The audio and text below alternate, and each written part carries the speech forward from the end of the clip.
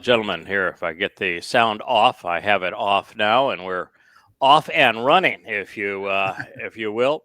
So here we are. We're going to have to move way over here to the side here. Oh, sorry. So that I'm not in the midst of or hidden behind the pictures. This is Family Hour for our YAHOWAH blog. This will be the 33rd episode of Qatsyr Harvest. We're still talking about Shabbat. Some people that would be listening, Kirk and Kevin, who are on my my right screen left here. If they listen to the 32nd episode, which played earlier today, where I did my best impression of Elia possible. That was pretty good. Thank you. Yeah, I was impressed. I thought there was some humor in it.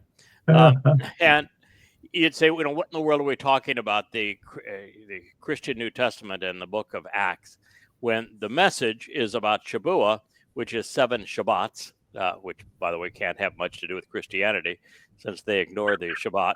And and everything else. Not about one of them, everything else. Not one of them, but 7 of them, yes. All of they also ignore the first 3, Moed Mikre, Pesach, Matzah, and Bakodim, and don't know that Yahweh actually says that Shabbat is a Bakorim harvest, which means without Pesach, Matzah, and Bakodim, there is no Shabbat harvest. Therefore, they can't be celebrating it because they ignored them. And even if they tried to have their wannabe God killed by the Jews and then resurrected by the other God, they don't even mention that he was supposed to be there for Passover.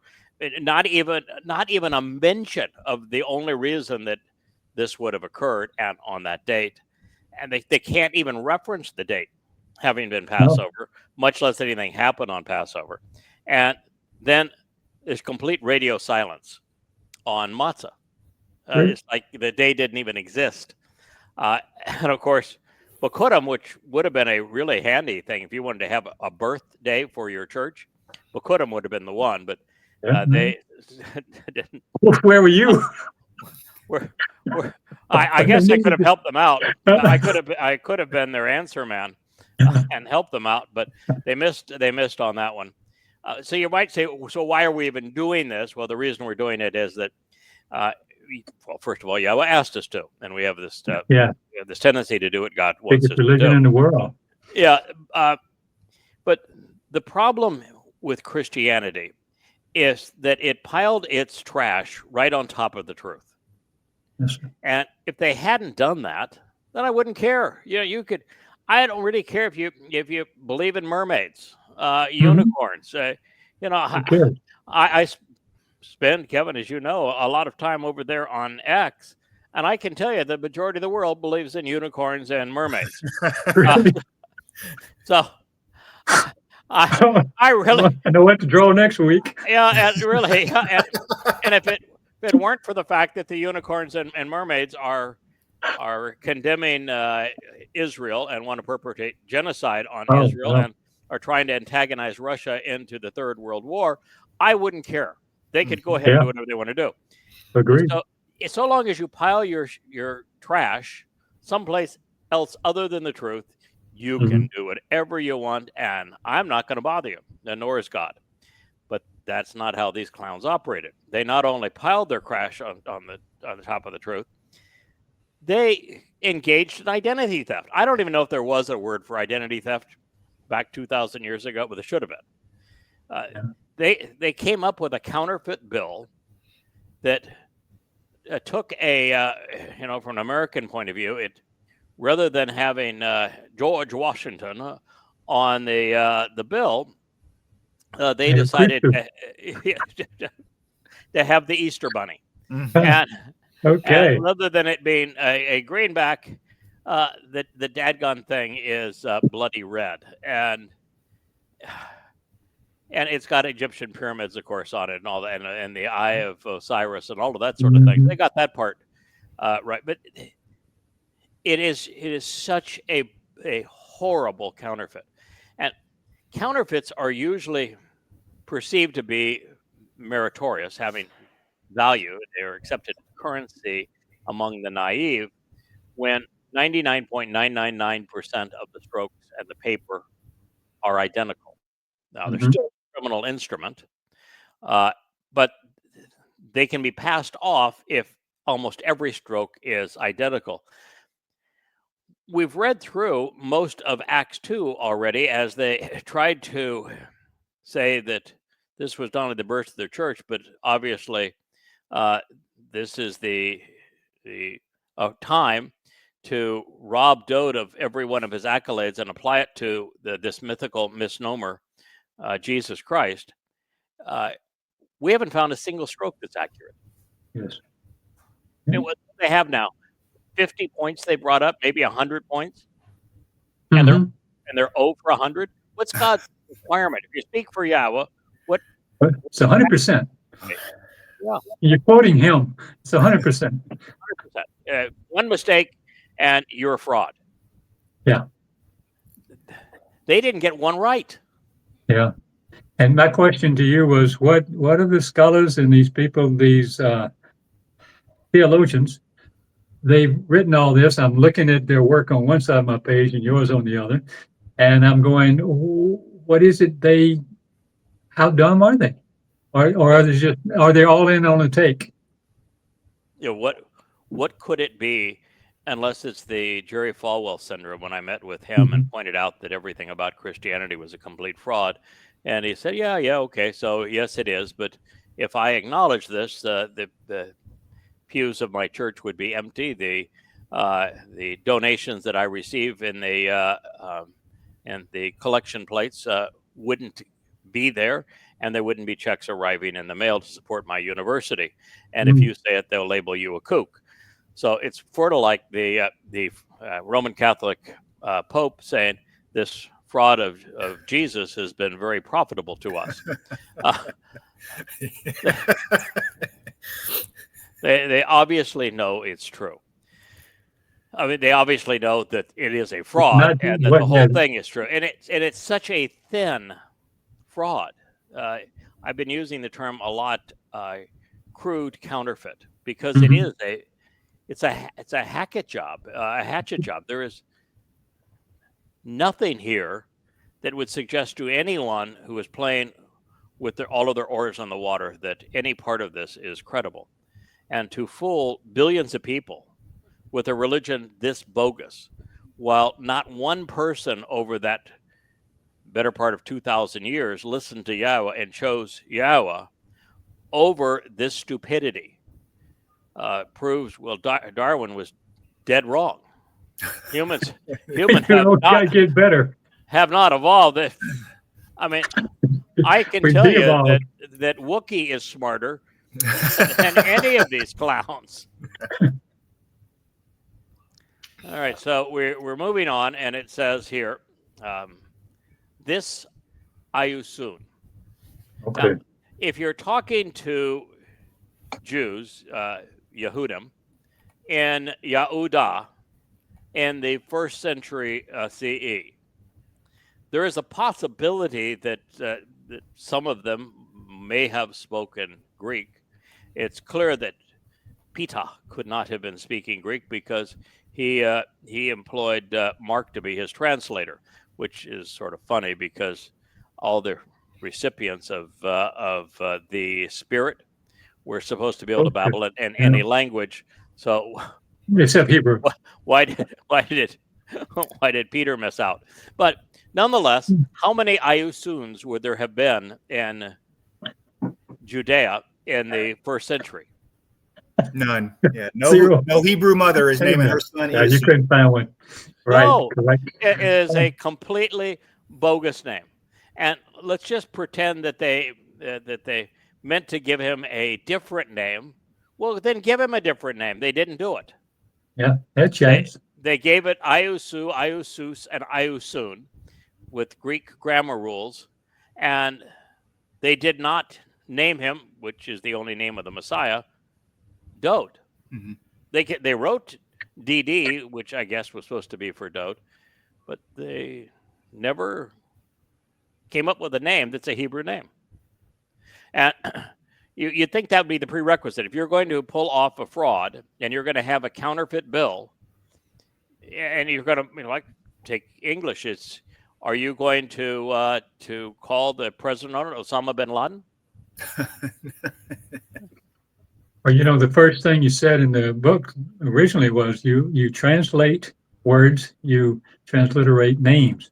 Obama's name in Swahili is Obama. That and is nobody correct. argues with that. Yeah. That is correct. And so these clowns obviously were not smart enough to know that. So this Ayusun, so there was no Ayusun, whom Theos, no, you can refer to Yahweh by the title El. You can translate it, but the fact of the matter is, if you're speaking for Yahweh, you have to use his name.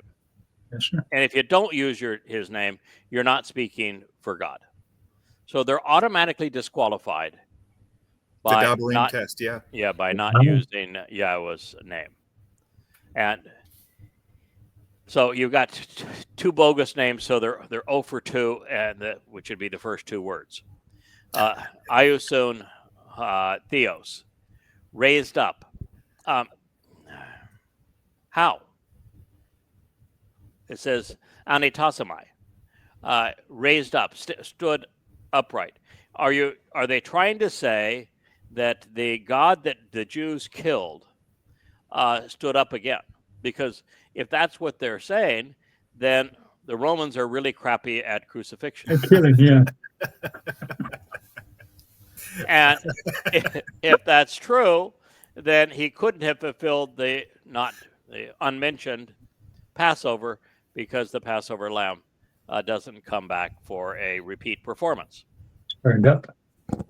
So we're 0 for 3, which all of us exist as witnesses. No, nobody. And first, if there were witnesses, they would have known that it was Dode. Dode explained what he was going to do, said when he was going to do it, and then he did it. So if there were witnesses, they would have seen Dode. We don't even have any indication that Ptah was there. Right. Even in the mythology, we know that Luke, who wrote this, wasn't there. Yes. Paul, who wrote the first 14 books of the Christian New Testament, he wasn't there. And to speak to a group of people and say that they were all witnesses is absolutely insane. And as I pointed out, there isn't any record anywhere in the world that was written contemporaneous with these events by anyone who was a witness to them. Nowhere in the world. Even if you look at, this was written by Luke. Mm-hmm. Was not in Jerusalem at any time that we know of, and certainly wasn't there within 10 or 15 years of the time that this took place. So he's not a witness. He's gone. Yeah. We know that Mark was not there at this time, and he wrote a gospel. So that would make his gospel hearsay, would make Luke's gospel hearsay. And we know Matthew was written by some person whose name we do not actually know in around 95 CE, which is substantially 60 years after the fact. He was not a witness. So who are the witnesses? Even the book, you might say, okay, the book of John. Well, the problem with the book of John, we don't have who wrote it. It's attributed to this fellow that was supposedly a disciple, but it was written. It was written in Ephesus, is the best guess, somewhere around 95 CE, at which time the said disciple would have been 85 years old. People just didn't live that long at that time. And why would he write his recollections of what was supposedly said 60 years later? Yeah. I mean, I'm old enough to know that that I can go back 60 years, and I can talk about what happened in my life as a 10-year-old, and yet I can't remember a single conversation. Mm. Can you? I mean, you guys probably aren't as old as I am, but I'm older. You're older, okay? So imagine going back 60 years and pretending that you're going to replicate a conversation word for word as it took place, or even just remember a conversation. Yeah. No. No. When they were chasing me. Oh, yeah. I mean, I have but some. no. It's just the whole thing is ludicrous. Yeah. So it exists as witnesses. Therefore, so when you see a therefore following, Iosus is soon as a lie. Theos is does not speak of Yahweh. Raised up does not pertain to anything that could have happened pursuant to Passover. Mm-hmm. Exist as witnesses is untrue, and now you want to have a therefore. So a therefore that follows four lies is therefore it is a lie. Therefore, we're done.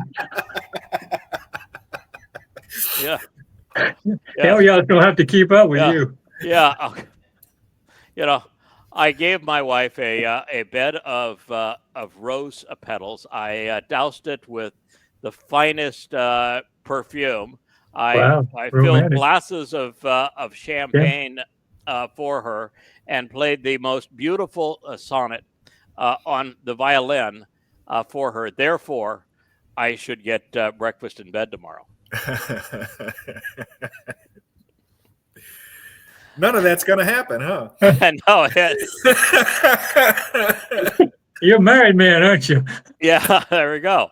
Therefore is the right hand of Theos lifted up and exalted. Okay. Somebody ought to have taught these boys logic. He also promised. Oh, so we're just passing by that because, by the way, Yahweh does have a right hand. His name is Dod. And there are times when Yahweh will speak of others. He does both of the other Zeroas as his right hand. And there are individuals from time to time that Yahweh takes great pride in. And I think pride is probably a proper term. Yahweh's proud of what Moshe did. He's proud of what Dod did. He's proud of Yashayah. He's proud of Eliah. And so these people will be lifted up and exalted. But how many times have you read that Jesus was the right hand of Theos and he was lifted up and exalted? Not in any Torah I've seen. Yeah. No. Not in the books I read. Yeah, not anywhere in the Torah and prophets or Psalms. Never once. So we just have another lie. And this lie is dangerous because there are people that this pertains to. For example, the right hand of God is Dod. So they're ripping off an accolade that belongs to Dod. And it is Dod who is lifted up and exalted. A double ripoff. Also, he also promised. Who also promised? Is this the Theos? And you know how many gods there were in among the Romans?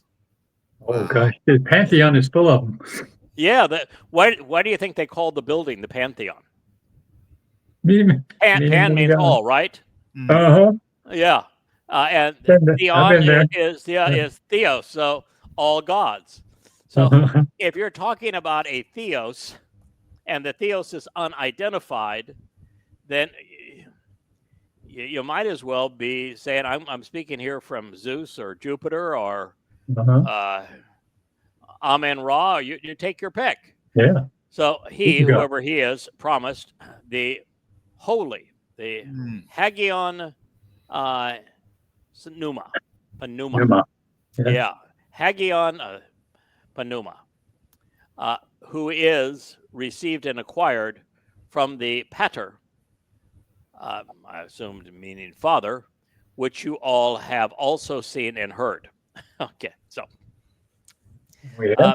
What does the word holy mean in Hebrew? Do you guys know? They say it's from choli. It's a bad thing. It's evil or sick or something. It's not Sick, not yeah, fun. sick and diseased. Yeah. Holy in Hebrew is an illness. So this would be a really sick spirit. That's probably a bad thing.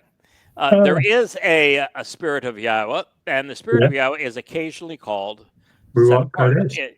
Ruach Kodesh, and the fact that the spirit is occasionally called Ruach Kodesh is sort of like so many other things that, for example, Dod is called Kodesh by Yahweh. The Torah is called Kodesh. The covenant is called Kodesh.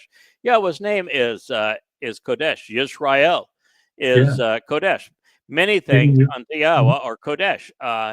The mikre of matzah, chag matzah, is Kodesh. Lots of things. Jerusalem is Kodesh. Yes. Lots of things to Yahweh are Kodesh. Nothing with Yahweh is holy. And again, if you're going to presume that there is a spirit that is being somehow received, we know that Yahweh, and we don't actually know this from the Torah, we actually know it from Yashayah, speaks of the fact that Dod was, or not Dod, but Moshe was afforded the spirit, the Ruach of Yahweh. We know that Dod received the spirit of Yahweh the moment that he was anointed as the Messiah, and we're told the spirit of Yahweh never left him. The spirit, by the way, wasn't designated in either of those times as set apart, Kodesh, much less holy. But in terms of an individual who can bear the title Messiah, perverted into Christianity as Christ, there is one person who we are told specifically that the spirit came upon him. It's recorded in Samuel. Yes. And that individual would be Dod. Is there any indication that a holy pneuma was received and acquired from the pater, which you all have also seen? No. Only Shaul got that. Only Saul, King Saul got that. Yeah, Saul. He got a spirit, didn't he? Yeah, that's right. Very good. Both the Saul of Muhammad. the enemy of Dod, and Shaul, the author of the Christian New Testament, both admitted that they were demon possessed. Wow. But here's a problem with all of this. Okay. There is a Ruach of Yahweh. They were in a Hebrew environment, Jerusalem, claiming to be Hebrews, speaking to Hebrews, and also this filled with this spirit, which is they claim on this day, and yet they can't say Ruach, can't say Ruach Kodesh, can't say Yahweh. And they're supposed to be able to speak every language. That's the big miracle of this day, and they can't replicate Yahweh's name. Yeah. They can't replicate Ruach Kodesh. And they said from the pater, as in what this is the Pope, which in fact I'm not even sure there's any place where the Ruach of Yahweh is acquired from the Father. I mean, Yahweh is the Father of the covenant, but when Yahweh dispatches the Spirit, it's the Spirit of Yahweh. You look at the Choder. The first of the 7 spirits that are afforded to the Choder is the spirit of Yahweh. He never once said it's the spirit of the Father. Yeah. All right. Then you go to what you all have seen and heard. Have you guys ever seen a spirit? Thankfully, no. No. I've got 7 that's supposed to be, that we're told reside within me. And I have, according to Dod and the 91st Mizmor, there's 1,000 surrounding me that are doing their job, which is to make it possible for me to convey this message without having people follow through on their desire to kill me. I've never seen one of them. I've seen the result. Boy, you look at hurricanes that come here, and we'll have a hurricane that's coming right at us, and another one immediately following, and one will dip down north, and one will go to the south, and here we are. We'd had a Cat 5 in Dorian that came within 40 miles of Fort Lauderdale, where I had my boat and house, and it stalled and then went just went turn right angles. They don't turn right angles. So we see the result. I've had thousands of death threats and never had to duck. So I've seen the results, but you don't see a spirit. They're invisible. So for him to write, whom you have seen and heard, if you've heard a spirit, I'm telling you, you want to run. That is not a good thing. No, they got, so once again, every single statement they made was wrong. There was no one named Ayusun in the 1st century Judea. The person being crudely counterfeited is Dode. God has a name, but these shysters obviously did not know it. The body of the Passover lamb was bludgeoned, discarded, and incinerated. It did not rise. The Pesach Kael never comes back to life, as that would be ridiculous and would defeat its purpose. No one in this alleged audience was a witness to a risen Ayusun, much less a crucified Ayusun. In fact, no one in this audience had ever seen an Ayusun. That's correct. I mean, that's like saying, I saw the Easter Bunny. I really did. And he was hanging out with the Tooth Fairy. Yeah. And Satan Claus was giving them presents. Not far behind. Not far behind, yeah. Fact is, those allegedly exposed to the handful of brief post-Bikurim sightings of pretend gospel Jesus shared one thing in common. What was the one thing? If you read everyone, if you just take their myths for a moment, as if they had one chance in a billion of being true, there is a common denominator amongst all of the mythical reports about gospel Jesus in the immediate aftermath of what would have been Bikurim if they knew what it was. What is the common denominator? You mean they claimed he was risen? Or they ran around saying? No, his own mother didn't recognize him. His own mother didn't recognize him. No one recognized him. Nobody knew who he was. Right. Nobody recognized him. Yeah. Even the guys on the road to Emmaus were clueless. The women in his life were clueless. Nobody recognized. He allegedly goes into the upper room, and the guys are there, shuddering. And he walks through the wall, which would mean he doesn't have a body, by the way. So that kind of messes that thing up. And no one recognizes him. And so the one common denominator is no one recognizes him. And if no one recognizes them, then how can this line be true? Therefore, we all exist as witnesses. Wow. What's that, 12? Well, in one statement. Oh my! These guys would have. I don't think could have defended themselves with Perry Mason and F. Lee Bailey.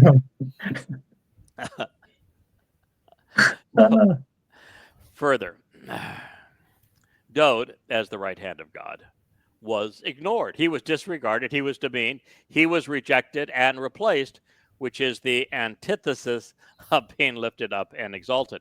I can tell you for certain, fellas, that over the last 2,000 years, prior to us figuring it out a few years ago, there was not a single person who recognized that Dode had volunteered to serve as the Passover lamb to fulfill matzah and Bikurim, and that he had acknowledged all of this as a first-person witness, and yet not a single person acknowledged it. That is our role, to reintroduce God's people to the truth. But before we do that, we have to excoriate the pile of lies that have been piled on top of the truth, because under that pile of lies, Jews just aren't going to tread. So we have to demonstrate to them that there was no Jesus by any name, and that the character that the myth was trying to replicate is actually the Messiah, David, who is the Son of God, which is something the Jews can't even accept. They got so disgusted by the pretense of this Jesus being the Son of God that rabbinical Judaism is based in part on the fact that it's interspecies, and therefore God can't have G-D can't have a son. That would be interspecies.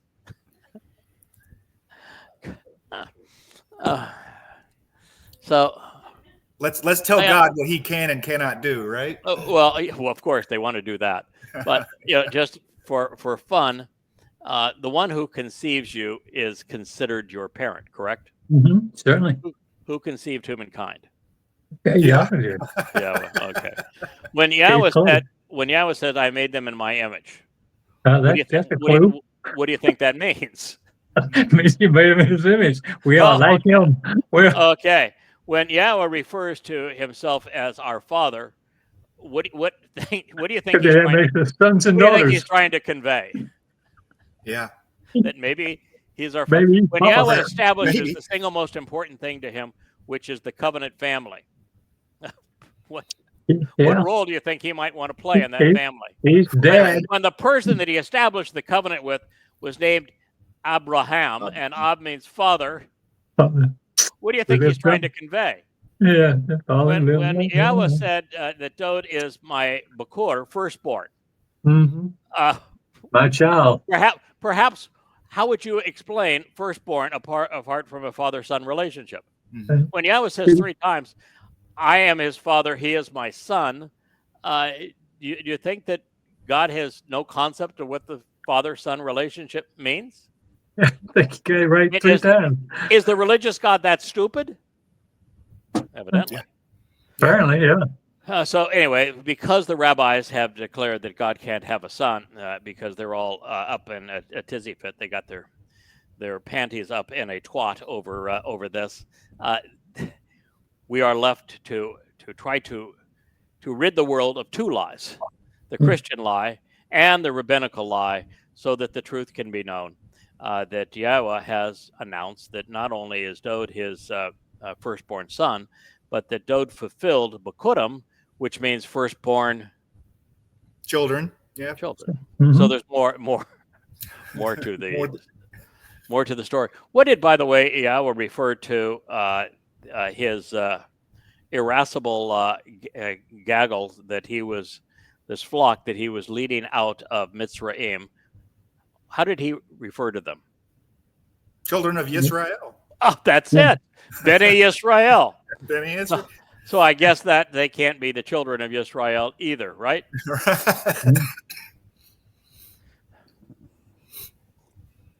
So here we go.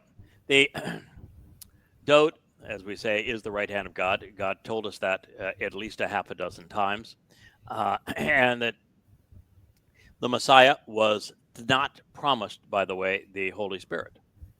The Ruach Kodesh, set apart spirit of Yahweh, and it wasn't even identified as the Kodesh, just the Ruach of Yahweh, came upon Dod when he was anointed HaMashiach at 8 years of age. And we are told explicitly that the Spirit never left him. And what that actually means, and this is sort of interesting, because every time I say that, and that's what the statement reads from Yahweh, what it means is that when Yahweh tells us that He provided a shield for Dod's nefesh, when Dod's nefesh carried our guilt into Sheol, which is a place of great pressure, a lightless prison. What that means is that the shield would have been comprised of the Spirit. Right. And that means that the Spirit of Yahweh can be set apart from Him to the extent that it virtually ceases its association with Him. Right. Because Yahweh can't go to the place of separation from Yahweh. Understood. So what that does, and during, if you look at during Dod's life, Dod and both Moshe also made a lot of mistakes. And Yahweh can't be associated with the slime in our lives. So when Yahweh dispatches the Ruach Kodesh, the set-apart spirit, that spirit has to be separated from him. Wow. Yes, to perform in that way. And that also means that the spirit was separated from Yahweh to go to the place of separation to serve as the shield for Dode. And it sort of makes a mess out of the mommy God cult, where the Ruach is spirit mom, doesn't it? With a separate dialogue, a separate narrative, a separate personality, and all those sorts of things. The spirit of Yahweh is an implement. Yeah. And obviously there's more than one, because Yahweh was not deprived of being a spiritual being, and he gave his choder 7. Mm-hmm. And even says the spirit of Yahweh is one of them. So Yahweh can dispatch aspects of his spirit without depriving himself of anything. Right. And at multiple times throughout time, because if the Ruach, the set apart, never leads Dode, then how do you have that as as a choder, right? You know, that's correct. They have to have them at the same. Yeah. So it's a piece of it. Yeah. Correct. Right. And that's why this notion of making the spirit one doesn't work, not only because of Dode and myself as Dode's herald, but the fact that in Yeshaya 11, there's 7 of them. Mm-hmm. So the Yahweh matters. Yahweh is the creator God of the universe. That is, the creator God of the universe's one and only name. He wants to relate to us as an Ab, Father. And he operates under the title El, God. And he does have both a Nefesh, soul, and a Ruach, spirit. But the Ruach spirit and the Nefesh soul are available for deployment. For example, when Yahweh decided that he wanted to break bread with Abraham, and at one time they even had a cheeseburger, which we just got to really drive the rabbis crazy. But when they were doing this, do you think that that the entirety of God was down there eating the cheeseburger? No, never did. He sent a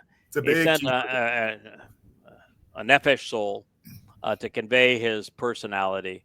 He used a physical body that he could conceive, since he conceived the whole universe, and it was essentially an avatar that it existed within. So we make way too big a deal, I think, out of Ruach in the sense of representing the totality of God. The Christians want God to be in 3 persons: Son, Father, and Mother Spirit, and it's just not that way. Yahweh is God; He is one, and the Ruach is an implement that God can use, just as He can use His Nefesh. And Yahweh has lots of implements. He speaks of his right hand, his influence, a lot. The words are implements that Yahweh uses, and there's people that he uses as implements. Anyway, the set-apart spirit we know came upon Dode. There is no indication that a set-apart spirit is fond of myths, and so, in fact, we don't even have an example in the Christian New Testament of the set-apart spirit ever arriving vis-a-vis Agibus. And let's just say that that we want to say that, okay, in the Jordan River, where you had the John the Baptist. First of all, you'd have to get past the notion there wasn't one. That there was no person was called a There were no baptizers. There were no Baptists. Or Baptists. None. The whole concept of baptizing is from the Sibylline oracles, which was the religion of the Roman Senate. And so there were no baptizers of any kind, so you couldn't have had a John the Baptist. And and we're told that the Spirit came on him in the form of a dove, and the Spirit again is invisible. The Spirit is not a bird. Doves are pretty crappy birds, by the way. They're really mean spirited. If you've ever seen doves operate, Yeah. the dove might have been able to peck at him or shit on him, but dove can't come inside of him, and a dove's a bird brain. So a dove's a bird brain, so the dove isn't going to make him smarter. And oh, by the way, if the Spirit of came upon him at 30 years old, what in the hell was happening in the first 30 years? How could it be the birth of baby Jesus if he didn't have a Spirit? Wow. Like the way you think. Yeah, so here we go. Okay, then by claiming that the patar is the source of the Hagion Pneuma, Peter, which is a name that is just crazy in it by itself. I mean, Yeah. The man's name, if you want to believe the Christian New Testament, was Shimon. And there is the episode that Eusebius wrote, and this is one of the real problems with the Christian New Testament, because it's Eusebius that wrote this whole notion of you are the rock upon which I will build my church. That was written in the 4th century. Mm-hmm. And that's the only justification for calling said dude Peter, which is a transliteration of Petra, the Greek word for rock, which would not have been spoken by the myth of Jesus, because he would have spoken Hebrew, and Kefesh is the Hebrew word for rock, but it's not even a very good word for rock. It's more like airhead than it is rock. It'd be a holy rock if we're going that direction. So there could not have been a Peter, and there could not have been a Petra. The Ruach Kodesh is an implement that Yahweh uses to project either an aspect of his nature or to assist someone to accomplish a mission. In terms of the 7 spirits, the first of them for the Choder is the Spirit of Yahweh. And why would you assume that Yahweh would provide the Spirit of Yahweh? If you're God and none of your people acknowledge who you are, they've erased your name, why would you begin with the Spirit of Yahweh? Maybe to refamiliarize your people with the fact that your name is Yahweh? Right. And that's the first of the 7 spirits. They didn't get that part here. And then it goes on from there. The second is the Spirit of Chokmah. Remember the whole Spirit Mom cult that wanted to turn Chokmah into Mommy God? And the 8th Mizmor? Well, the Choder is the one who received the Spirit of Chokmah. All Chokmah means is that you're given the ability to think, to reason, to explore information, determine what is and is not viable, and then how to make the proper connections so that you can enjoy the next spirit, which is the Spirit of Binah, which is the Spirit of understanding, making proper associations to understand. And then the next spirit is the spirit of being able to see the entire picture from beginning to end, from the Gan Eden back to the garden, and then you go from there to the spirit of Gabora, which is to be bold, to be empowered, to be enriched, to be competent, courageous. I don't see any of that here. No. So the set-apart spirit is a tool that Yahweh has in his arsenal to project his influence. The Greek has the hagazo, so it's hagazo, which is typically rendered as holy, denotes religious implications. In addition to the Holy Ghost, Christianity sports a holy Catholic Church, a holy Bible, a holy Father, and a holy See, even a holy Mother and a holy One, in addition to a Holy Trinity, and holy water, and holy baptism, and holy grail. Well, of course, there's also holy communication. There's even a holy of holies. Wow. Not to be outdone, there's a holy war. And the Holy Land. Yeah. So just because Yahowah's got a bunch of set aparts, Christians are not going to be outdone. But if I'm looking down this list, I would like you to tell me how many of these holies have a match in terms of a set apart aspect of Yahowah's agenda. Holy Ghost, Holy Catholic Church, Holy Bible, Holy Father, Holy See, Holy Mother, Holy One, Holy Trinity, Holy Water, Holy Baptism, and Holy Grail, in addition to Holy Communion and Holy of Holies. I can't find nothing. Yeah, I'm over the whole list too. We even celebrate Halloween, which is the All Spirits Day. Yeah. The New World Encyclopedia says the word holy denotes the presence of sacredness in an object, being, person, place, or idea. Holy war. It can also indicate an experience of numinosity, all inspiring and imbued with sacredness. I don't know. Holy moly. I've spent a lot. Yeah, holy moly. I spent a lot of time translating the Torah, prophets, and Psalms.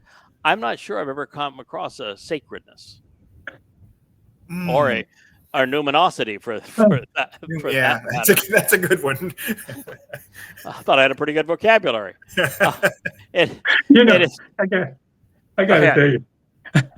Sylvia told me this when she said he went to a Catholic funeral, and the guy next to her, or somebody next to her, said, and he's saying, in the name of the Father, in the name of the Son, and in the Holy Ghost. In the Holy Ghost. No, in the Holy Ghost. In the Holy Ghost. Oh, in the Holy Ghost. Okay. Okay. So there you go.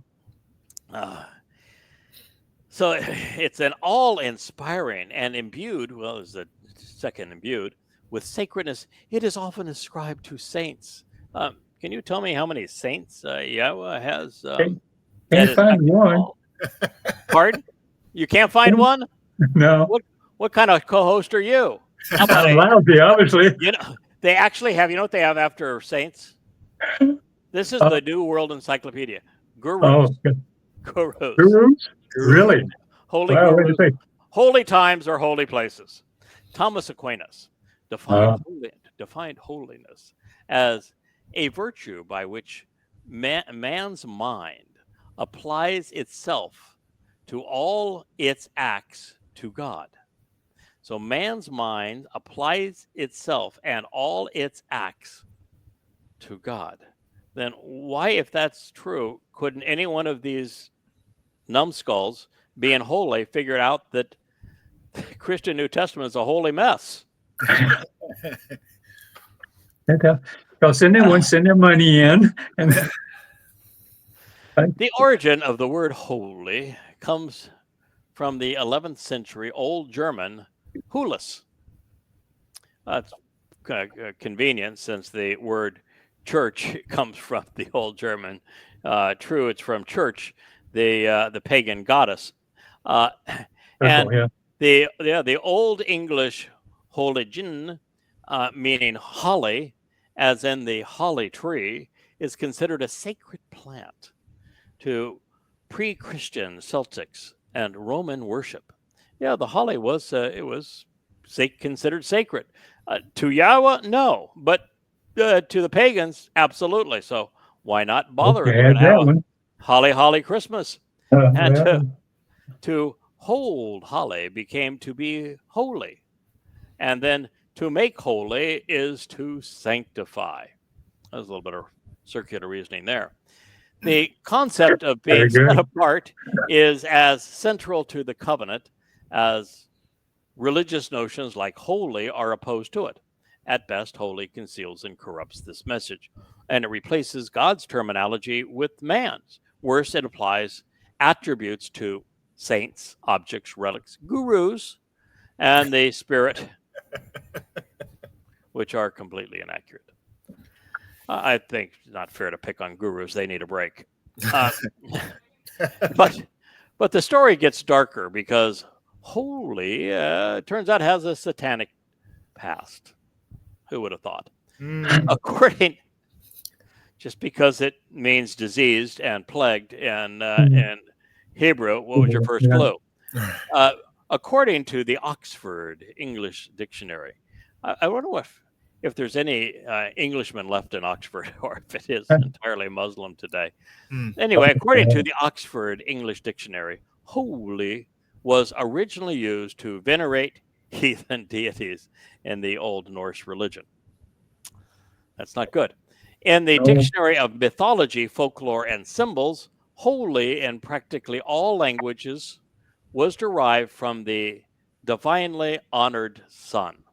Sun god. Yeah, and we're not talking about S-O-N here. This is the S-U-N, the sun god, which is, of course, the basis of the Christian Jesus and the Lord. That's why they have their halos. That's why their baby god is born on the winter's solstice. That's why his holy day is in the vernal equinox. It is why virtually everything associated with, for example, the Constantine's in front of this sign, Conquer, was a superimposed cross in front of the sun, and Constantine, to his deathbed, continued to worship the sun, Mithra, which is the unconquerable sun.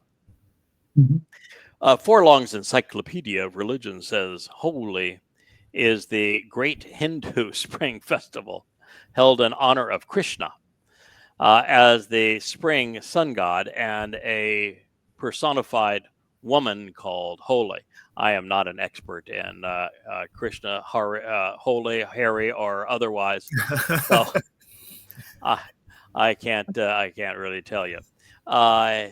Heli, which is the German pronunciation of holy, means sun's ray, and halo, combining the religious and scientific symbols for the sun god and man.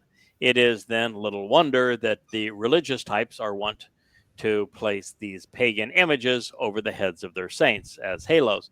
As confirmation of this, J.C. Cooper, in his Illustrated Encyclopedia of Traditional Symbols, writes, Nimbus.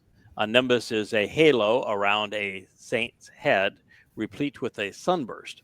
Halo and aureole, a heavenly crown of radiant light, or corona worn by the saints, were originally indicative of solar power and of the sun's disk, and hence display an attribute associated with sun gods. This is not much of an endorsement, is it?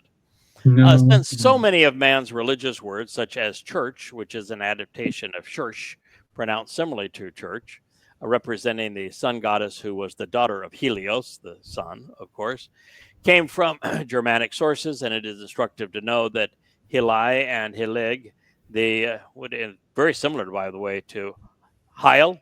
I don't want to do that symbol because somebody, all the progressive libertards will say, you must be a Nazi. Actually, I wrote an article the other day on calling people Nazis. And we all know my friend Joe Page. He was the first to tell me this. He says, I always judge who's losing the argument. The first person to resort to the F-bomb or a Nazi reference has lost the argument. They want to claim that everybody is a Nazi. Of course. Of course. Except the Muslims, who are the most akin to Nazis. Might as well. So it is the German equivalent of Hail, and of course we have Hail Hitler. Heil Hitler. The Bell's new pantheon says that Heil is a Saxon, a Prussian, and North Germanic idol. So it is safe to say that at best, holy is wrong, and that it misses the point of set apart and special, and at worst, holy leads us in an entirely errant direction. The closest word, holy, it's actually, there is it's actually the hard CH sound, so it's holy, but it means severe plague and chronic sickness. As a Jew fluent in Hebrew, Peter should have known better. even if Luke didn't. Peter would have us believe that the beloved Son of God, the Messiah, the past and future King of Israel, Yahweh's firstborn and chosen one, his shepherd and the branch, the great prophet and psalmist, I don't know how many of his accolades I missed there, but probably a couple of hundred, did not get into heaven. Nope, he was dead and buried. So if the doors are forever sealed for DD, well, we might as well all just give up because our God is a complete inept fraud. Anyway, the next, this is Acts 2:35. For Dode, actually, I can't say that. For DD, it's a placeholder. And typically, placeholders are only used for divine symbols. Mm-hmm. So they're actually saying here that DD was divine. For DD did not ascend to heaven. Boy, I bet that's news to Dode.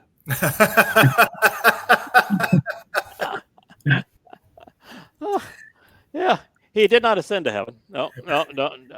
In fact, even reading this, it's hard for me not to. I mean, I have a sense of humor. You can tell because I've. Well, you guys are hiding it normally. Kirk, Yeah, it's not your image funny. happens to be over my my Dode with the sunglasses and the bubble gum. Oh yeah. Yeah, so I've got no problem with a good joke, but I'm really.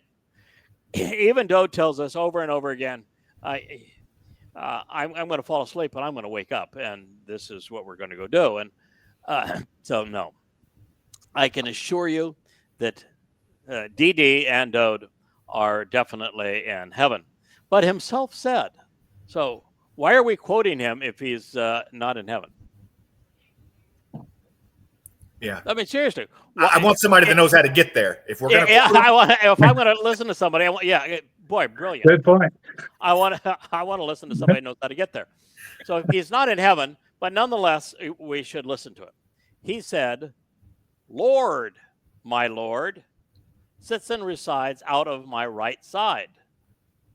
Lord, my Lord, resides and sits out of my right side. Who is? I got a pretty good relationship with Yahowah. Really good relationship with Dode. I have never seen a Lord come out of my right side. Yeah. Anyway, I'll bet you that we'll check this passage and we'll find rather than two mentions of a Lord said Lord, my Lord, that we'll find zero mentions of Lord. mm-hmm. Said Lord, my Lord, sits and resides out of my right side until I put your enemies as a footstool for your feet. So my Lord sits and resides at my right side. So this would be Dode saying this of whom? Does Dode have a Lord? No. No. So we don't know who Dode is saying this to, but nonetheless, he's saying that somebody is sitting at his right side, and he's the Lord of Lords, I guess. And he's going to stay there until his enemies become a footstool. Now, there is a statement where the Yahweh refers to making your enemies a footstool, but he says it of Dode. Mm-hmm. Mm-hmm. Doesn't say it of Jesus. And what do they call it? Ganglia, when you have growths that come out of your head, the monsters with the two-headed monsters, are they called ganglia? Sounds familiar. I think so. It sounds like we have an episode of Ganglia here. The initial declaration that David did not ascend to heaven is so far from the truth, it's insulting, of course, to Yahweh. It's demeaning to his beloved son. So negating of the entire purpose of the covenant. And by the way, Dode fulfilled Bekurim, where he specifically says that he returned to the Father. So if he was a prophet, he had to be a false prophet because he wrote that. So why would you quote him if he's a false prophet? There you go with that logic. Sorry. And so dismissive of the Moed Mikre, particularly Bekurim, which I guess they can be dismissive of because they dismissed it. Stating it publicly, Peter, Luke, and the spiritual advisor, Paul, have earned their incarceration in Sheol hell. And from this junction into oblivion, the church has opined that the Lord, speaking of my Lord, proves that there are multiple persons of the Godhead. Yeah, that's what they actually claim here, because this is, of course, just nonsense. They had to come up with some excuse. Why would you say, Lord, my Lord? Because it's nonsense. Well, they came up with a way to make sense of nonsense. And that is that this proves there's a Trinity. At least. How? Well, first of all, it would be a twinity, not a. It wouldn't be three. There'd be two. It would be a duality. A duet. A duet.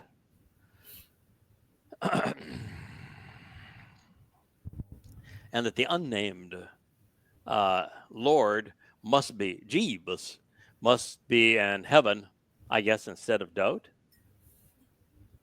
Evil as demonic says.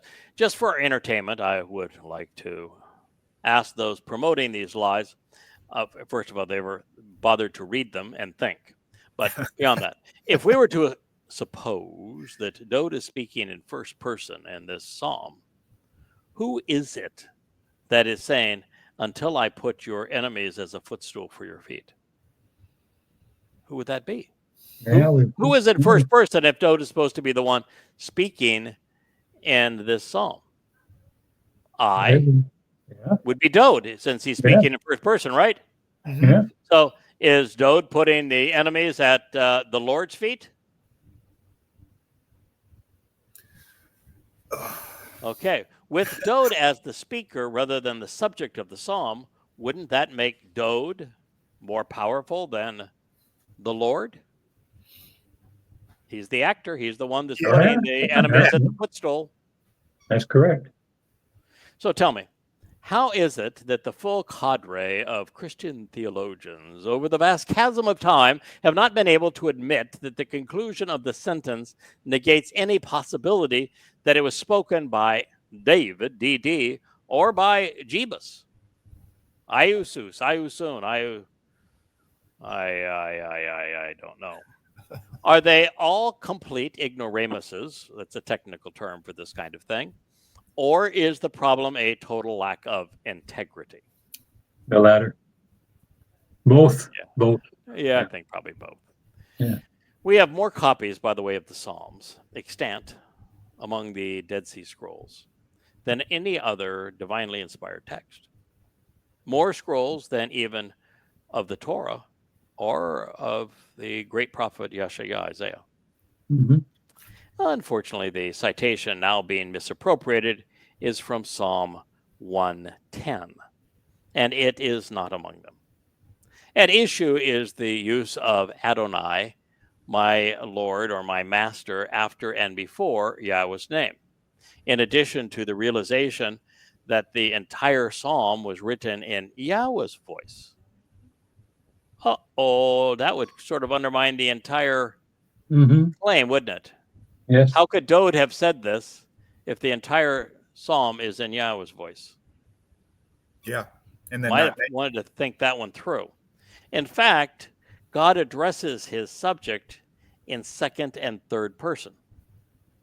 This is to say that Yahweh is speaking to this individual and then of him, which is exactly what we witnessed in 2 Samuel 7. Mm-hmm. Now, this known, the psalm was written about Dode, not by Dode. That would mean it's very similar to the 89th psalm.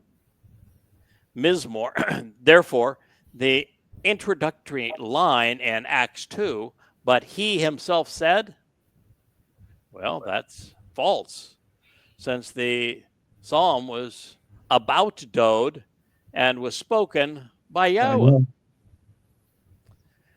And since almost every statement is consistent with what Yahweh has said of him and to no one else, it can't pertain to anyone else.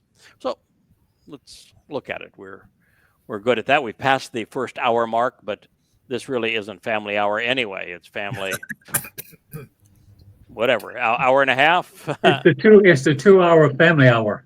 Okay, so we get a double bonus. Yes. Back to that duality Bonus thing. round. We're Yeah, learning all about time. Yeah, We're going to be timeless, so we're learning all back about to- time now. back You to the got it. duality of God. Uh-huh. A psalm, a mizmor, regarding dode. And law can be translated as regarding, to, concerning, or even the approach of. It is a preposition that speaks of drawing near and approaching. So a psalm about approaching dode, about dode's approach, about regarding dode, any one of those are your options, including a psalm to dode. Yeah, that's But approaching it.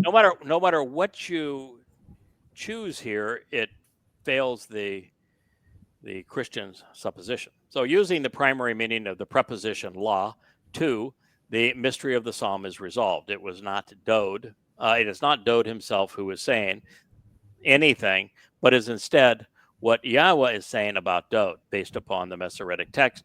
The Mizmor reads, Yahweh, a transliteration of God's name as his Torah dictates about his high existence, prophetically announced in advance of it occurring, Naom, concerning the approach of my Lord and my upright one.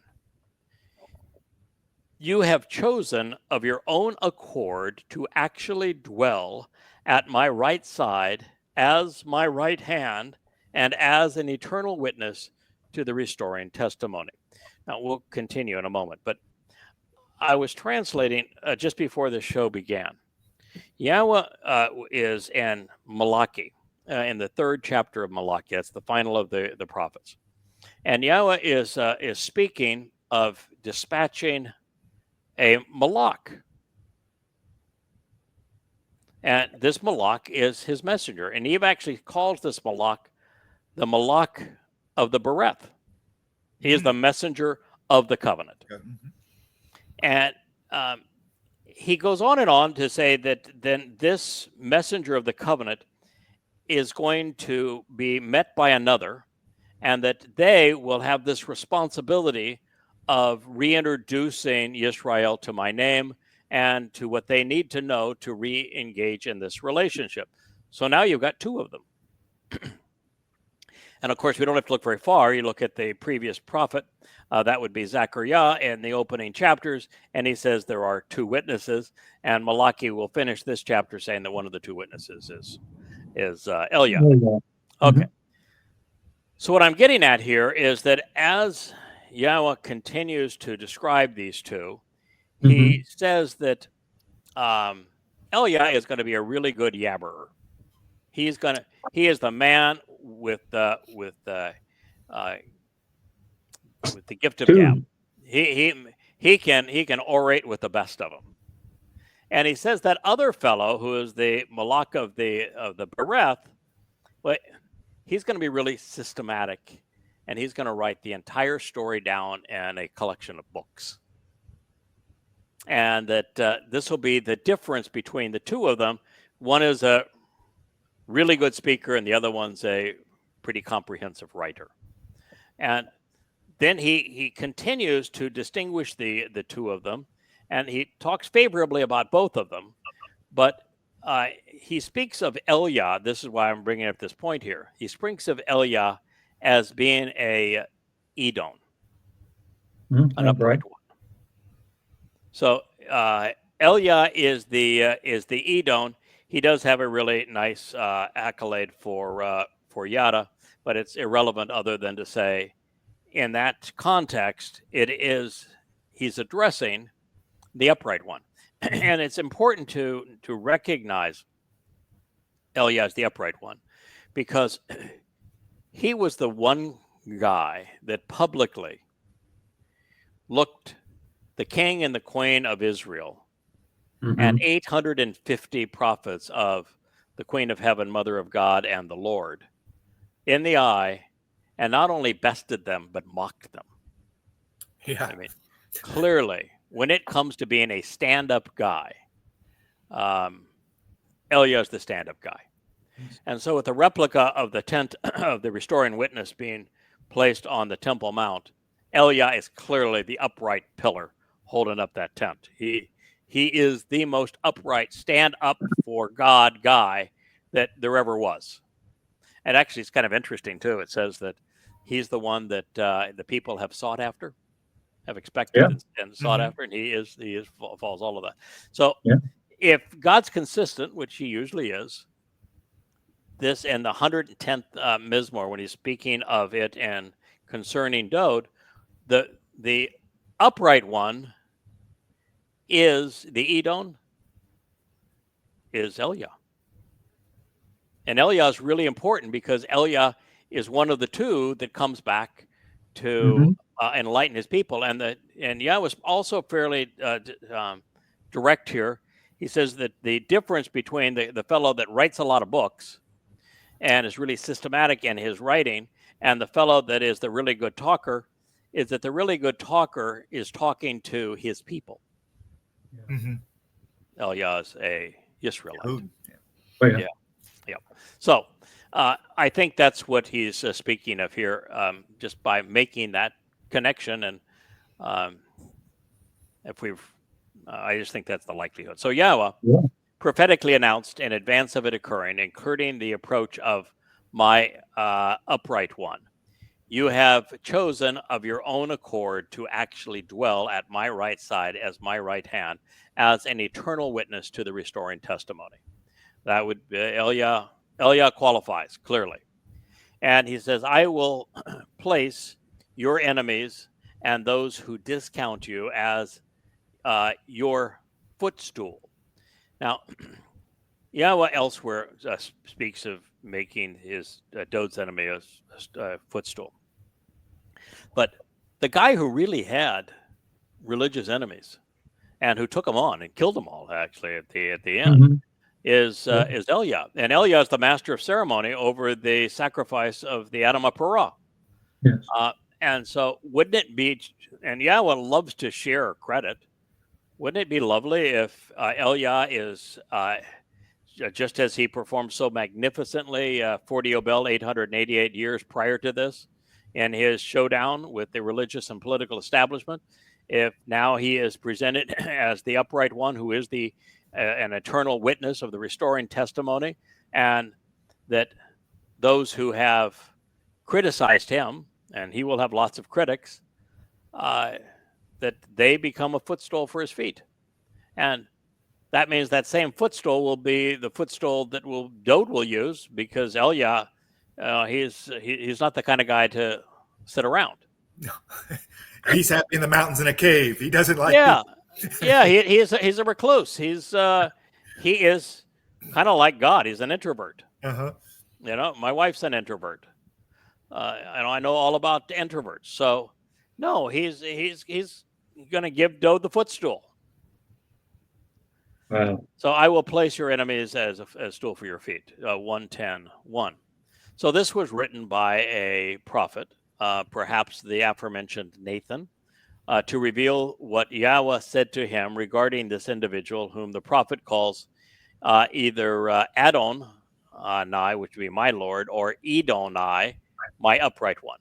And in this particular case, both work, because Edom is actually an appropriate term for Nathan, who served the king, to use. Even recognizing that back in the day, if you were serving a king, we would use the term sir. People now use your majesty, that sort of thing. Well, Edom was a term that was very common, applied by a man to somebody that man either worked for or thought was somehow distinguished. And so it is very appropriate for Nathan to refer to Dode as my Lord. And it would be even appropriate for Yahweh to acknowledge that while he loved Nathan and spoke through Nathan on other occasions, that Nathan would refer to Dode as king, as my Lord. And therefore, the footstool belongs directly to Dode, not indirectly to Dode. I got you. So if it is upright one as the eternal witness, then it is to Elia, who's earned the accolade from Yahweh. And if it is to be transliterated Adon as opposed to Edon, then my Lord is Dode. Either way. And by the way, and the reason you would come to the Adon being Dode is who is the Mizmor written about. King. So he's the only person identified. Therefore, it would be, it would be of Dode. All right, so this means that the writer knows and respects the person that Yahweh is speaking about. However, not only would it be inappropriate to call Yahweh my Lord, this is not Yahweh speaking at this point. We know this because to be the case because there is no situation where God would refer to anyone as my Lord. So this can't actually be God speaking, because God could not say my Lord to anybody. Who would God honor with the title of my Lord? Yeah, no.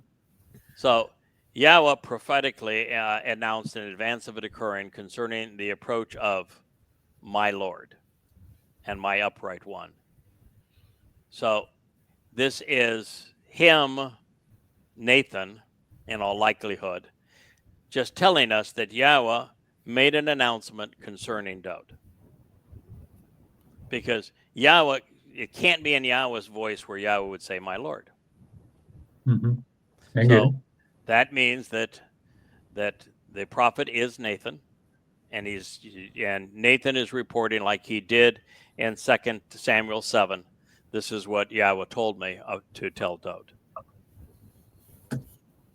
And that is the most reasonable explanation. So I will place your enemies as a footstool. So there we have a perfectly good explanation. So while there would have been no circumstance, of course, where this can be Dode speaking, and there can be no circumstance where this is Yahweh speaking, and therefore Gospel Jesus is a errant substitution either way. He can't be my anything. Even beyond these realizations, we should also acknowledge that all but one word of what follows pertains to Dode, and nothing of it is applicable to the mythical Gospel Jesus. So here it reads, a psalm about and concerning to Dode. Beside you and on your behalf, the Zeroah, protective shepherd and sacrificial lamb, the one who cultivates the harvest with tremendous power, courage, character, and some ability, will be your strong hand at your right side as your right hand. So here we go. Beside you and on your behalf. So this again would be someone speaking to Yahweh in all likelihood, because if it's Yahweh speaking, then he's speaking of Dode as the Zeroah, or more likely, if he's speaking of Dode, it would be he's telling Dode that you're going to have a Zeroah that's going to herald who you are. It's going to cultivate the harvest and the conditions such that it's ripe for you to return. Either way, with tremendous power, character, courage, it's Geburah, one of the 7 spirits that imbues the Choder, is the spirit of Geburah. And he's going to be your strong hand raised up high at your right side. So this could very well be Yahweh speaking now to Nathan about Dode and telling Dode, as the Zeroah, you're going to have a Zeroah, which is exactly what has transpired. So, yeah. Therefore, to pretend, though, that the 110th Mizmor, that David is the one speaking rather than Yahweh, or that Dode is addressing an undisclosed Lord, well, of course, that's ludicrous. Peter's alleged citation not only borders on illiterate, it would also have Dode buried rather than in heaven as a preamble. So I don't know how Dode can make these claims if he's dead and buried and he not ascended to heaven. But nonetheless, that's this game that they're playing. And then in contradiction of all of this, Dode is supposed to be playing the role of God such that the Lord sits at his right side as he makes a footstool of the Lord's enemies. Highly confusing.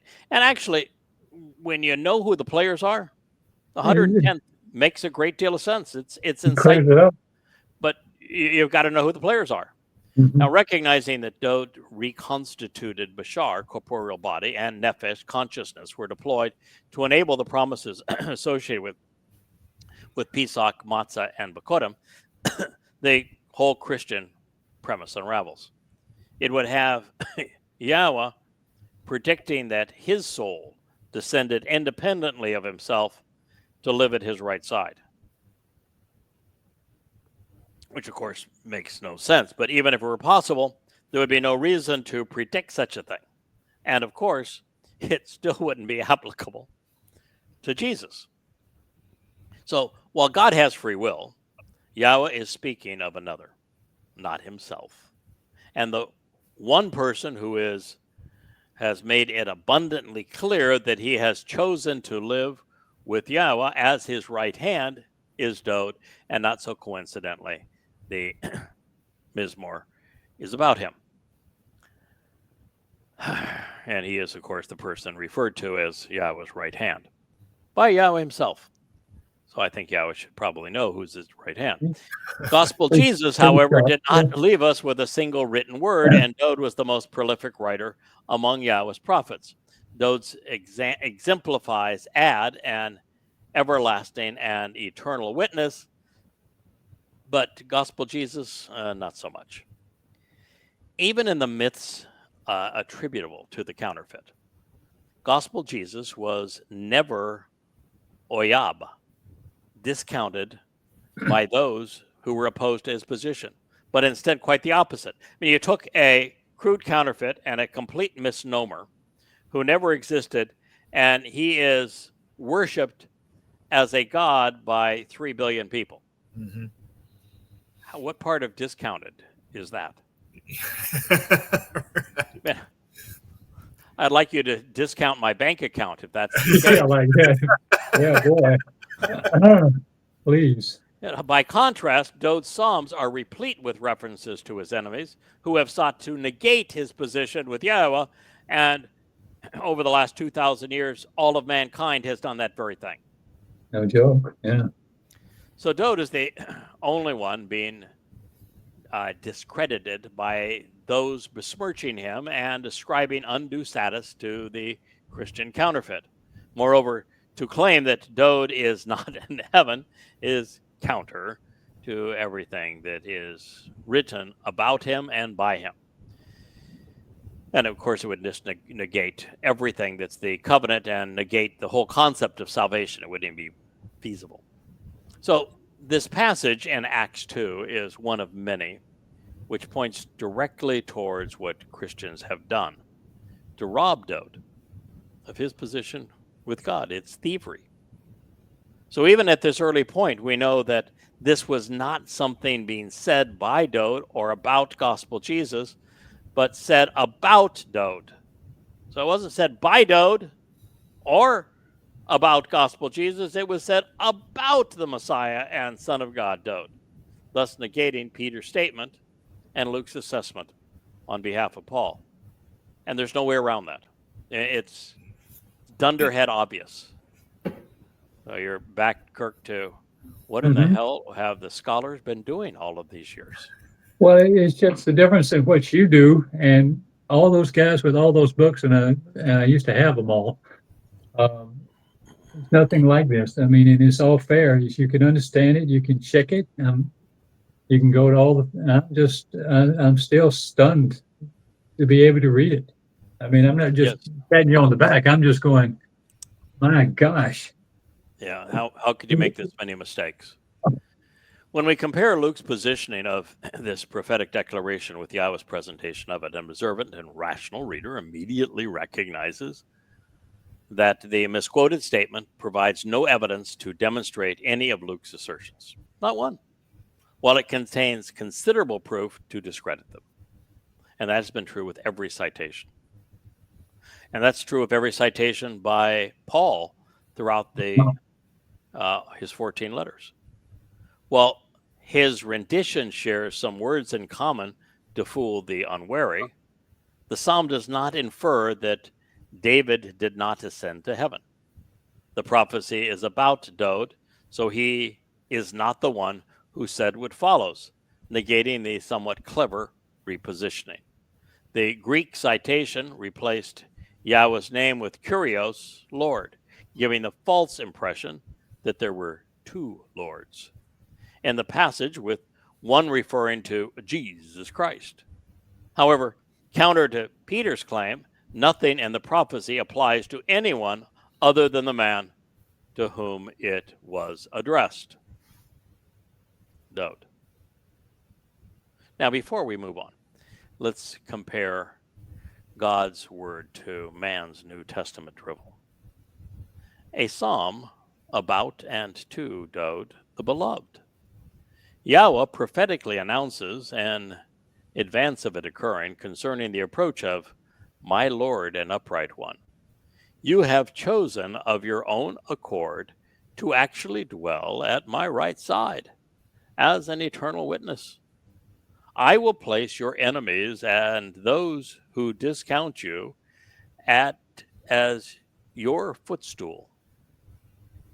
Psalm 110:1 verses. For DD did not ascend to heaven, but himself said, Lord, my Lord, sits and resides out of my right side until I put your enemies as a footstool for your feet. Well, you got the footstool and your feet, right? So how bad can it be? Sounds like Grok did that, huh? I think that might have been a Grok move. Grok is the AI for who are curious. Yes. Now, if I may state the obvious, not only is Acts 2:34 and 2:35 essentially incomprehensible and inexcusable, it has no bearing on what is conveyed in Psalm 110:1, making it a complete embarrassment to Christendom. The only thing that is similar is the reference to the footstool, and footstools typically don't designate somebody as being a god. Listen, I've got a half a dozen of them. I know. I bet you got more than that. This is starting to sound like the Quran. This is so dumb. Yeah. Well, that might be a little bit much. The Quran is special kind of dumb. Sorry, Grok. I didn't mean to yank your chain there. When it comes to stupidity, sorry, no reference to you, Grok. We're cool now. They're dead. Luke and Peter have set a new standard for stupid. And that's really the kindest interpretation that can be made of this drivel, because the most accurate assessment would entail acknowledging that they were actually evil in their intent. Now, to hold this up as evidence, hey, swear to God, yeah, it was not like this. It was like this. I swear. I swear. I didn't do the salute. To hold this up as evidence, put your hand on a Bible, prophetically demonstrating that I assumed Jesus was divine and that he superseded Dode, is pathetic to the point of utter desperation. And to believe that this verbal diarrhea was inspired by Theos on behalf of Jesus requires a complete suspension of reason. So And they do. we're back to the same question again. Oh, How wow. is it that over the past 1700 years, not a single religious scholar has denounced this obvious deception, while countless have opined that this section of Acts validates their Trinity? I didn't, I've read the Shema Israel. I have never heard anybody translate Echad, and it is, listen, Israel, Yahweh is your God, Yahweh is three. Mm. I've never seen it. I've never seen it written that way. No. Or for the our former group, Yahweh is two. Mm-hmm.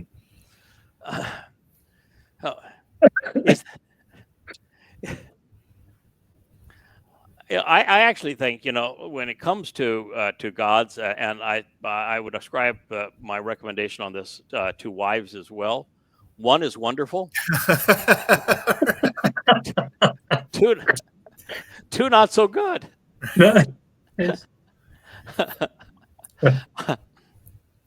So, is the Christian religion universally effective at incapacitating ever believers' ability to think, or are the clerics and theologians all in on the scam? I wonder which one of those true is true. I came to the conclusion within the first 2 years that I began to write about what's wrong with religion.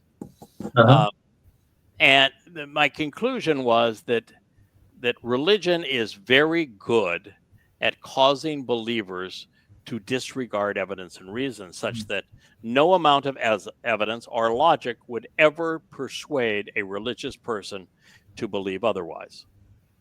And that no matter what comes at them, they will always find a way to discredit the messenger who points out that their religion is fraudulent. And so you can never reason with them. And that being the case, that's how the Christian theologians have managed to parrot lies that are obvious, is that they're just impervious to evidence or reason. We're doing something they never would have considered. So, and the other thing is that I've noticed about religions is that the very words of God mean nothing to them. Matter of fact, they aggravate them.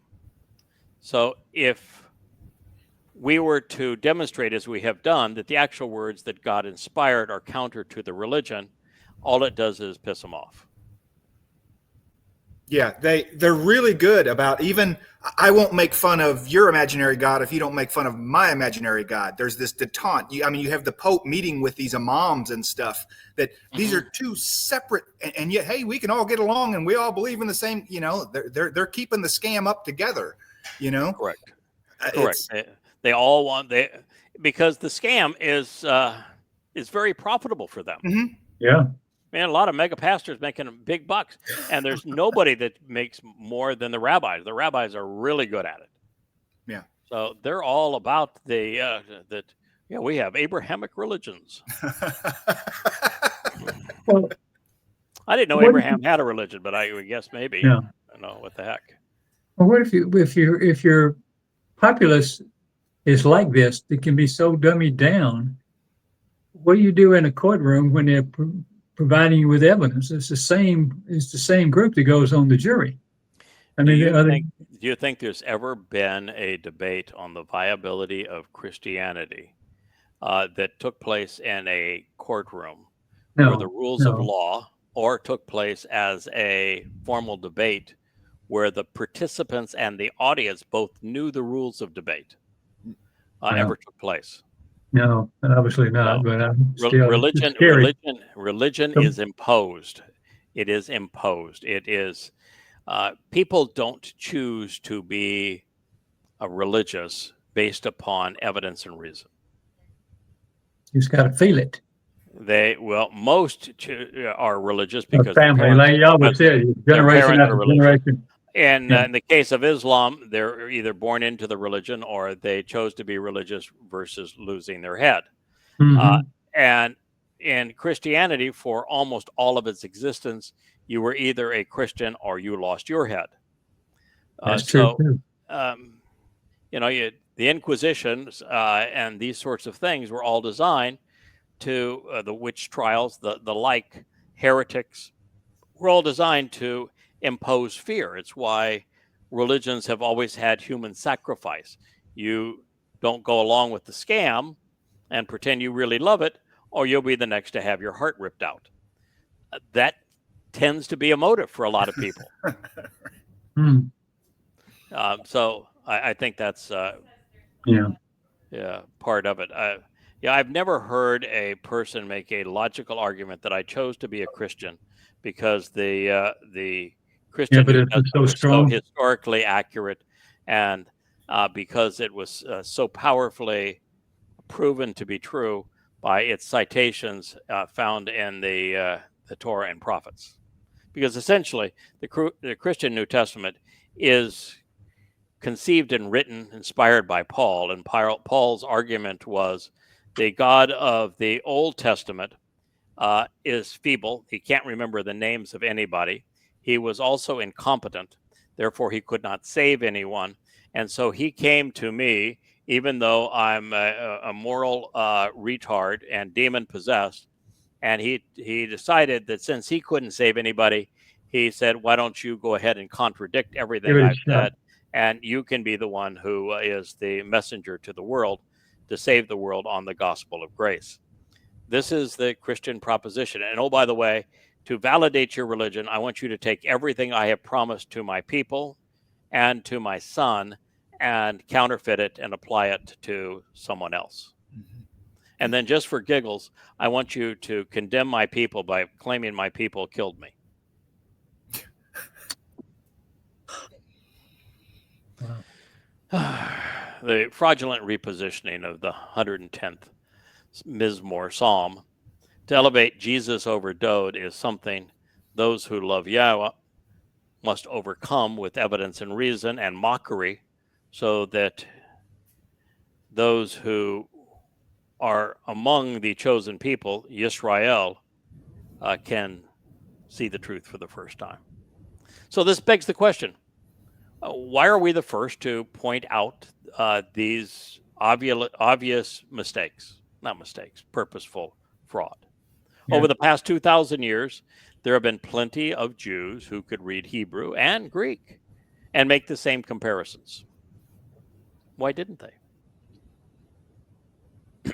Moreover, they should have. I know why the rabbis didn't. Do you know why the rabbis didn't make the comparison between what is said in the Christian New Testament and what is actually said in the prophets and the Psalms? Why didn't the Jews do it? They'd have to use the Torah, but they don't want them to use the Torah. They want them to use the Talmud so they can keep their gig going. Yeah, that's part of it, but not really the answer. Kevin, you got an answer? I don't know. Okay. The reason that the rabbis never bothered to do what I did is that when you do what I did and you compare the claims, the prophecies that were made about Dode, and you say this is what God actually said about his son Dode, and it's not what the Christian New Testament conveys, then you have a real problem for rabbinic Judaism, which is then you're left with the word of God speaking about Dode being the Messiah, the Son of God, and the one who fulfilled all of these things. If God is actually saying, Dode's my guy, Dode's my son, Dode is the one who is the Savior, and that is what is being corrupted to create the myth of Jesus, what are you left with? You're out of a job. Dode is the Messiah. That's he's the king. Yeah. And that's devastating to rabbinic Judaism. Because they're still waiting on theirs. Oh, any day. Yeah. Yeah. Oh, any day. I can't collect money in that one. Yeah. And they're particularly happy to have Dode dead and buried. I mean, I stopped watching that series House of David because it is David as interpreted by the rabbis. You know, he is as the rabbis see him. Mm-hmm. A shame. So, should they have been motivated to do so,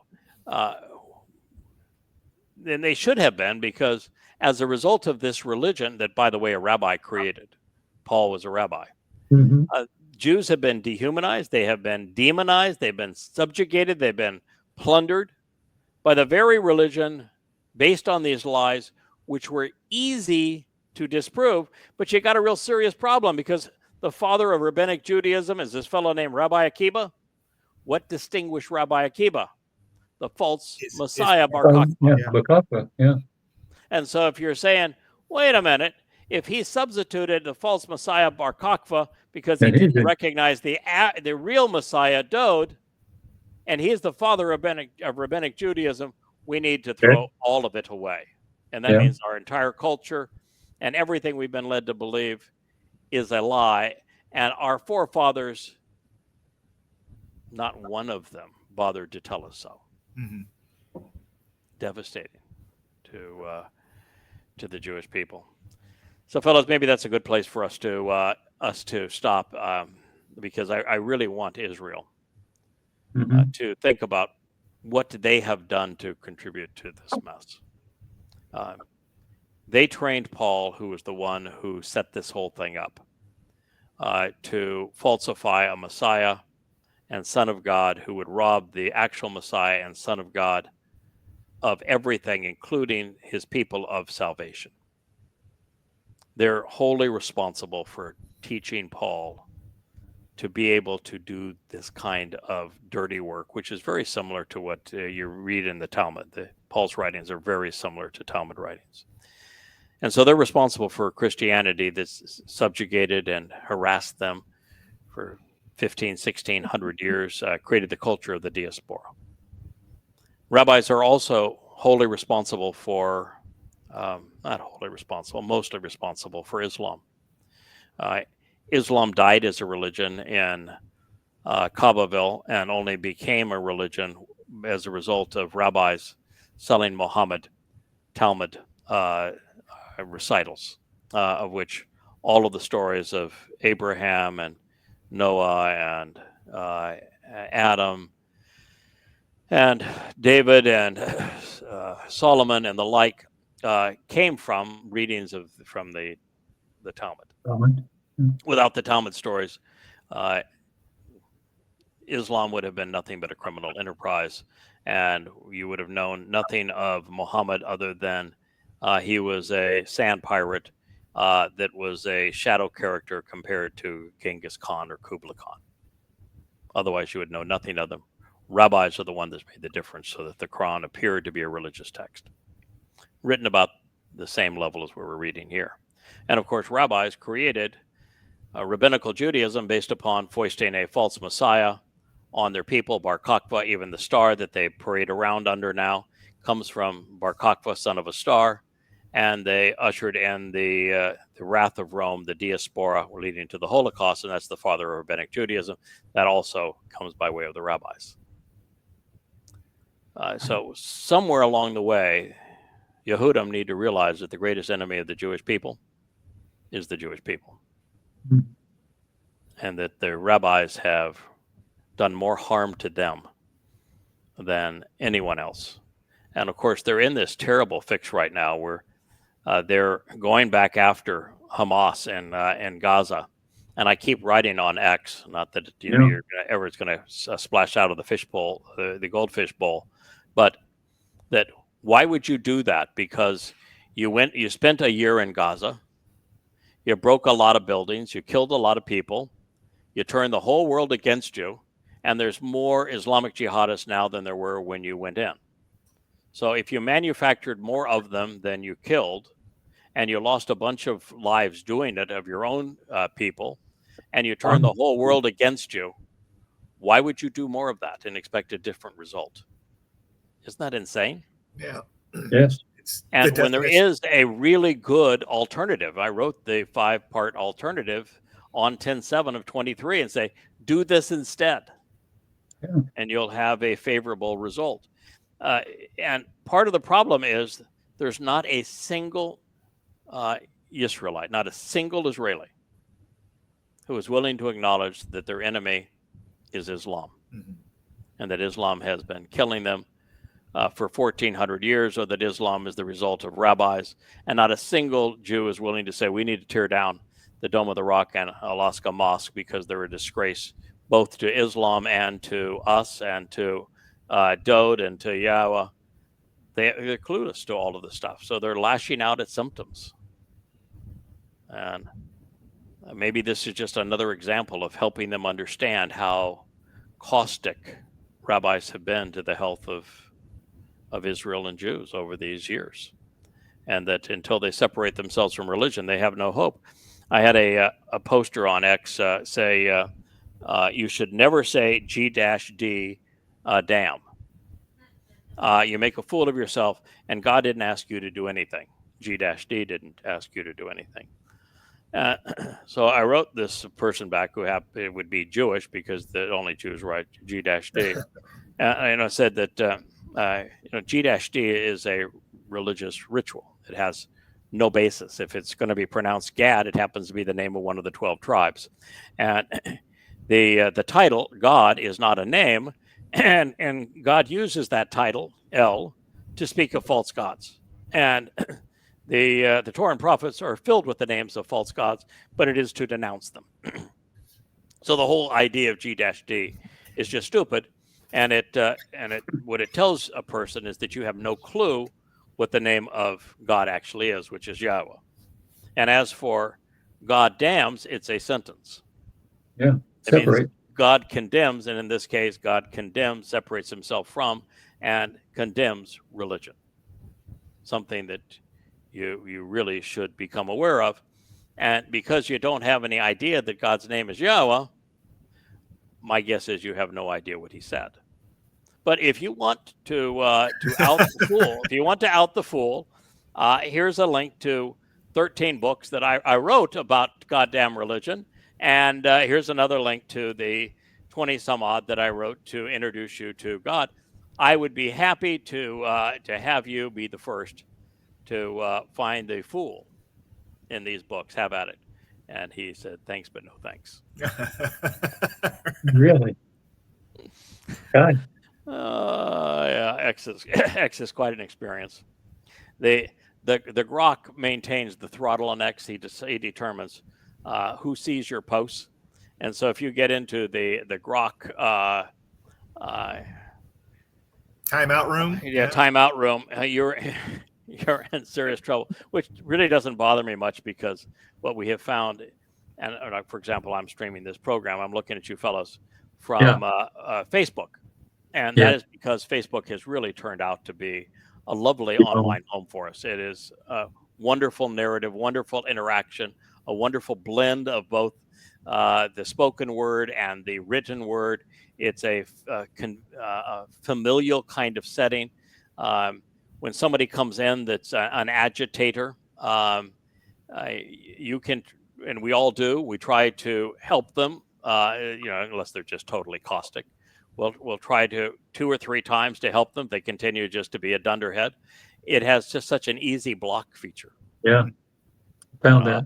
Yeah, I remember this. The last person I had to block happened to be somebody I know, and he happens to be a father of somebody that I genuinely love.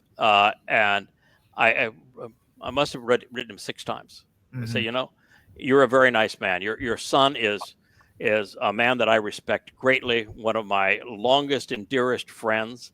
And because of of my relationship with him, I see your name coming up, promoting all sorts of religious and not religious, political ideas in my feed. I have never responded once. And in the case here, we are trying to poke an argument that is political. You just don't know enough about these subjects, and I'm not going to be rude and try to argue with you here. So all I would do is respectfully, please, you're welcome to stay and learn and listen, but don't make this about your communist religion or political mantra. And said it much nicer than that, like 6 times. Mm-hmm. He came back. Right. Yeah, he came back and was critical again. If I just finally said, okay, I'm not gonna, no reason to be nice, block. And that's a beautiful thing about Facebook. It really does give you the ability to have a place where we can have a narrative in the family. We can invite new people in, but we don't have to be aggravated like, you spend an hour on X.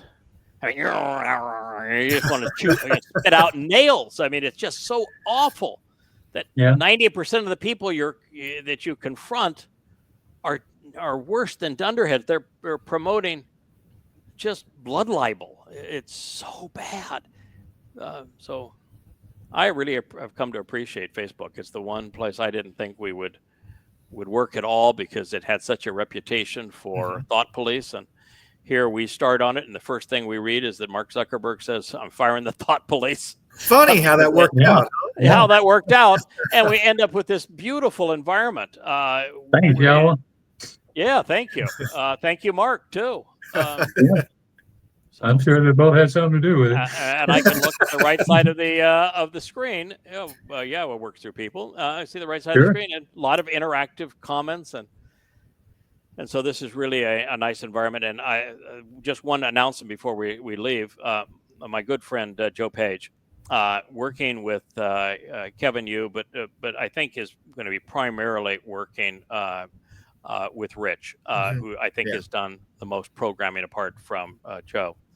And he's working on a rebranding. It was my wife that decided, okay, Yahowah spoke to me